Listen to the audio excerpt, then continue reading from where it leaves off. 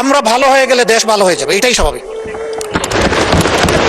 এই জায়গাটা যতদিন পর্যন্ত ভালো হতে পারবে না ততদিন পর্যন্ত দেশও ভালো হবে না। আমি কিছু ম্যাটেরিয়ালস আজকে রেডি করে নিয়ে এসেছিলাম, কিন্তু মাননীয় প্রতিমন্ত্রী আমার ম্যাটেরিয়ালস সব কিছু বাসায় দিচ্ছে। আমি আসলে কখনো এটা বলতে চাই না যে আমার গ্লাসের অর্ধেক খালি। আমি সব সময় বলতে চাই আমার গ্লাসের অর্ধেক ভরা আছে, কাজেই বাকিটাও আমাকে ভরতে হবে। আর যদি আমি খালি বলি তার মানে হচ্ছে অর্ধেক যখন খালি বাকিটাও ফেলে দেখ। আমি ওই থিওরিতে বিশ্বাস করি না। আসেন আমরা পজিটিভ অ্যাটিটিউডে, সরকারি দল বিরোধী দল বড় কথা নয়, এই হাউস বড় কথা। এই হাউসকে নিয়ে মুভ করি, আমরা মনটা ওপেন করি।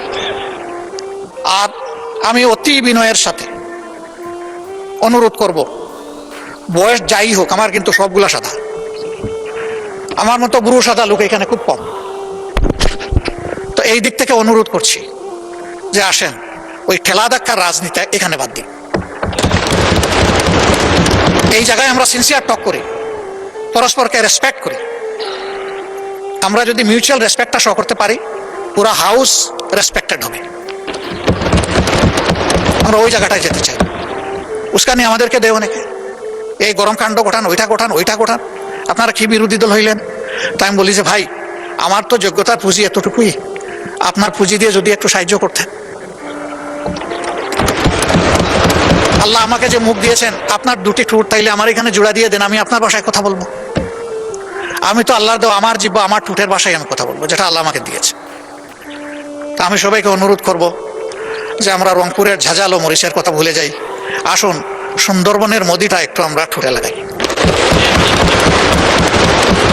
আমরা পারবো, ইনশাল্লাহ আমরা পারবো। কেন পারবো না? শুধু একটা গুড ইন্টেনশন লাগবে আমাদের, এই জাতিকে আমরা বিল্ড আপ করবো। আমি প্রথম দিনই বলেছিলাম যে এই চেয়ারে বসা লোকগুলো এখন ওই চেয়ারে, আবার দুই দিকের চেয়ারে বসা অনেকে এখানে নাই। আমরা কোথায় থাকবো জানি না, আমাদের জেনারেশন থাকবে, আমাদের প্রিয় দেশ থাকবে। আসুন না একটা ভালো প্ল্যাটফর্ম দিয়ে যাই, এখন করতে পারি, এই জায়গায় পড়ে যেতে পারি।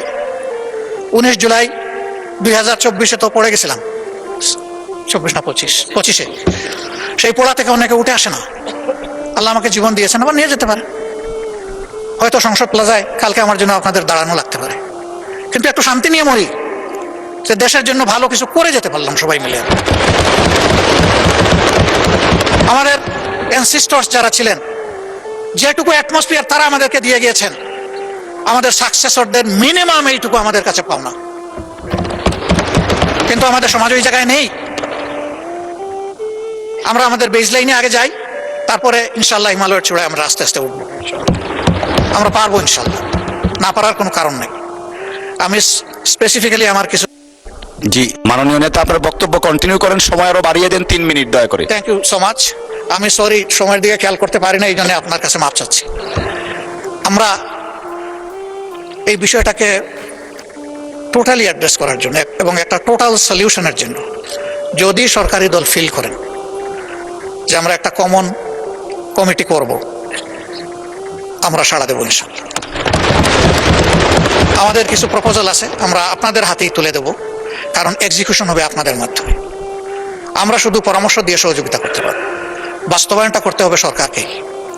ওখান থেকে সরকার যেটুকু মনে করে নিবে, যেটা মনে করবে যে এটা প্রযোজ্য না, ফেলে দিবে, অসুবিধা নেই। সেই ওপেন হার্ট নিয়ে আমরা বসতে চাই। এরকম কোনো শর্ত নেই যে যা পরামর্শ দিব তাই মানতে হবে। যদি পরামর্শ এইরকমই হয়ে যায়, এটা আর পরামর্শ থাকে না, এটা ডিকটেশন হয়ে যায়।